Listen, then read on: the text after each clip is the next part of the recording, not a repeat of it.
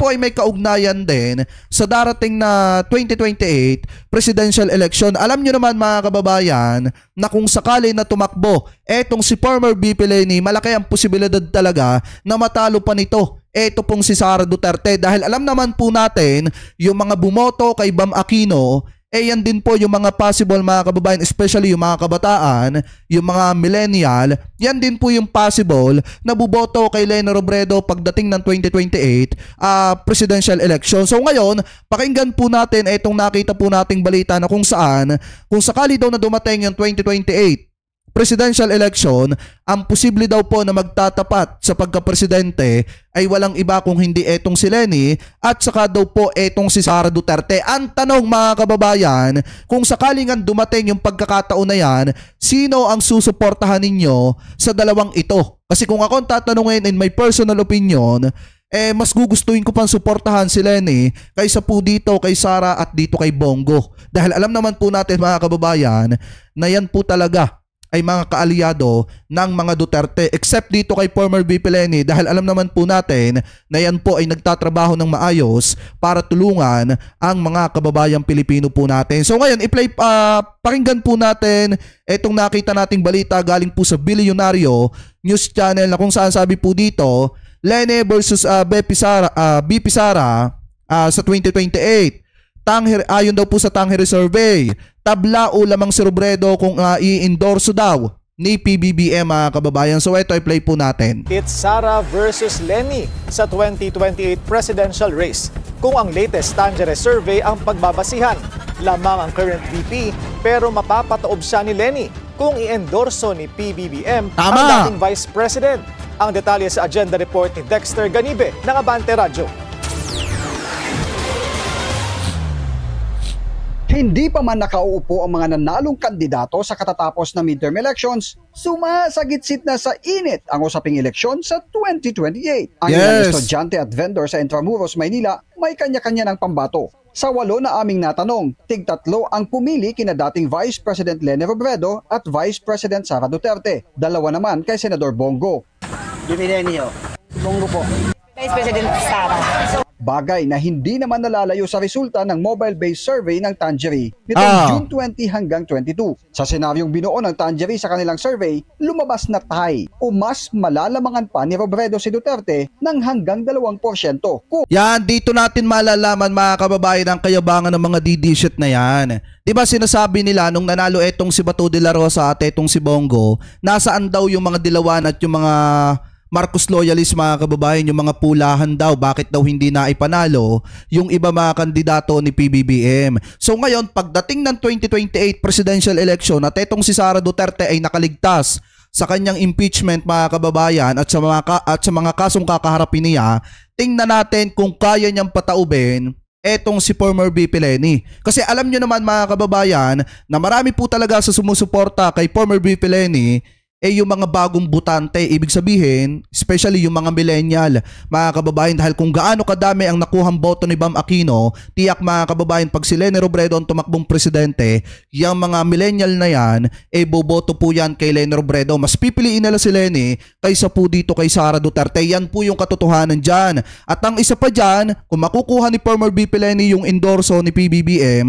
sa darating na 2028 presidential election, possible talaga na matalo ni Leni Robredo etong si Sara Duterte. Malamangan ni Leni ng napakalaki eto pong si Sara, dahil alam naman po natin na ang nagpapalakas lamang naman kay Sara Duterte yung mga DD-shit na sumusuporta sa kanya at yung ibang mga taga Mindanao. Pero pagdating mga kababayan dito sa Luzon, sa parting Luzon, wala na namang gasinong sumusuporta dito po kay Sara. Ano po, lalo na at nakikita natin yung pagtatrabaho ni Sara ngayon na wala naman nga talagang ginagawang trabaho. Kung i-endorso ni Pangulong Bongbong Marcos ang dating Vice President, parehong abogado sina VP Sara at Robredo. Si Sara naging mayor ng Davao City. Si Leni uupong mayor sa Naga City simula ngayong Lunes. At kung pagpapanday ng batas ang pag-uusapan, naging miyembro ng Kamara si Robredo. Si Sara naging presiding officer ng Davao City Council. But wait, There's more! Dahil ngayon pa lang, lumabas na rin sa survey kung sino ang mga patok na tandem para sa 2028. Saan kasi sa Tangeray survey na 90% ng mga pumili kay VP Sara sa presidential survey ay mas pinili si Bongo bilang Vice President. Ganun Ang tanong, ang tanong mga kababayan, gugustuhin ba ni Sara Duterte na makatandem etong si Bongo? Maliwanag nga mga kababayan na ayaw ni Sara Duterte dito po kay Bongo. At hindi po sila close mga kababayan, di umano, nito pong si Bongo. Dahil nga kung sakasakali na maglaban itong si Sara Duterte at saka itong si Bongo, ipagpalagay natin na wala akong kinakampihan. Kung sakali na dumating man yung time na maisipan ni Bonggong tumakbo din sa pagka-presidente at si Sara Duterte yung kalaban po niya, mas malaki pa ang posibilidad na matalo ni Bongo eto pong si Sara. Dahil alam naman po natin mga kababayan na si Bongo ay may sarili pong pangalan, samantalang etong si Sara ay nakaasa sa kasikatan ng kanyang tatay. din naman sa mga pumili kay Robredo bilang Pangulo, si Bam Aquino ang kanyang Vice Presidente. Ang pagtaas ng mga pumili kay VP Sara sa presidential survey ay bunga ng solidong suporta mula sa Davao at Northern Mindanao Region. Diba? Pero malakas din ang hatak ni Robredo sa Bicol Region, Metro Manila at Calabarzon. Pero teka, meron pa. Natukoy ng Tangeray survey si Senador Ko bilang wild card sa pagkapangulo. Sa mga pumili sa kanya bilang presidente, 51% dito ang nagsabing si Duterte ang kanilang second choice. At kung di naman tatakbo si Go sa pagkapangulo, 45% ang nagsabing si Robredo ang kanilang alternatibo. Ang survey ay non-commission. Ibig sabihin, pusang isinagawa ito ng survey firm. Sa 2,000 respondents, 12% dito ay mga taga Metro Manila, 23% ay mga Ilocano mula sa Northern Luzon, 22% mula sa Southern Luzon, 20% mula sa Visayas, at 23% naman mula sa Mindanao. Para sa Agenda, Dexter Ganibe, Abante Radio. Kasi nga mga kababayan, sabi dito ni Ma'am Crescent Ilagan, grabe aga naman. Niyan, puro politika na lang, di naman nahimik ang usapang politiko. Kasi nga po, maaga pa lang namumulitika na, ito pong si Sara Duterte. Hindi nyo ba naiintindihan yung pagta-travel abroad ni Sara? Ang isang pinakapakay niya po doon mga kababayan, yung pagkuha ng suporta at tiwala at boto dyan po sa mga kababayan Pilipino po natin na OFW. Especially yung mga nasa Australia at yung mga nasa Malaysia mga kababayan. Yan po yung ginagawa ni Sara Duterte, kaya nagsasalita sa harapan ng mga kababayang OFW po natin dahil kinukuha po niya yung tiwala at boto ng mga kababayang Pilipino po natin. Tandaan nyo mga kababayan napakalaki ng impact ng magiging ng darating na 2028 presidential election kasi doon nakasalalay yung hustisya na dapat makamta ng mga kababayang Pilipino po natin na nabiktima ng drug war ni dating Pangulong Duterte. Dahil kung pakikinggan po natin itong nakita nating balita, galing po dito mga kababayan sa New NTV News. Sabi po dito ni Atty. Conti, yung susunod na presidente ng bansa posibleng makaapekto sa ICC proceedings ni former President Rodrigo Duterte mga kababayan. Ayon po yan mismo kay Atty. Conti. Kaya nga dapat sa darating na 2028 presidential election, pumili kayo ng kandidato na hindi para sa mga Duterte at dapat para sa mamamayang Pilipino yung interes at hindi po uunahin yung interes ng mga kaalyado po nila sa politika. Kaya nga kung ako ang tatanungin, kung sakali mang dumating yung time na maglaban etong si Lenny at etong si Sara, mas pipiliin ko pa rin etong si former VP Lenny dahil nga mga kababayan, kapag ka si Sara Duterte ang nanalong presidente, kawawa ang Pilipinas. Ano po, dahil nga, alam naman po natin mga kababayan na bukod sa hindi alam ni Sara Duterte kung paano niya patatakbuhin ang Pilipinas at kung paano niya ibabangon ang pamumuhay ng mga kababayang Pilipino po natin, hamak naman na mas magaling itong si former VP Lenny kaysa po dito kay Sara Duterte. Ano po, so ngayon i-play po natin ito nakita nating balita galing po sa UNTV News. Sa darating na 2028, gaganapin ang susunod na presidential elections. Ngunit ngayon pa lamang, nakikita na ni Assisting Counsel to International Criminal Court, Attorney Cristina Conti, na maaaring magkaroon ng papel ang susunod na uupong presidente sa pagsulong ng kaso ni dating Pangulong Rodrigo Duterte.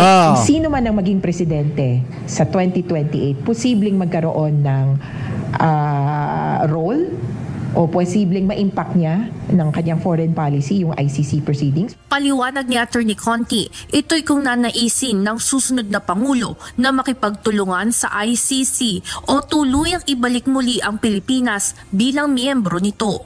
Pwede ring Ay, shoutout ta, Dada Heko. Mega love shoutout po ha.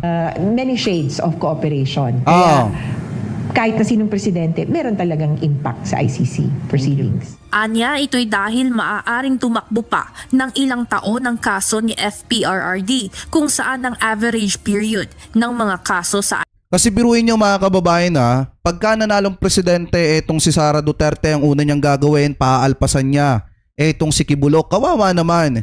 Yung mga kababayan Pilipino po natin humihingi ng hustisya, especially yung mga naabuso talaga nitong si Kibulok mga kababayan. Ang isa pa dyan, mamamayagpag na naman ang negosyo ng Pogo dito po sa ating bansa. At ang isa pa dyan mga kababayan niya, sina Alice Guo na yan, magkakaroon ulit ng posisyon dito po sa ating bansa mga kababayan. Babalik ulit si Michael Yang at magpapalobo ulit ng kanyang negosyo dito po sa ating bansa. Kaya nga mag-isip kayo ng maraming beses kung susuportahan nyo pa ba yung mga tao na may kaugnayan mga kababayan sa mga pinaghihinalaan di umano na drug lord.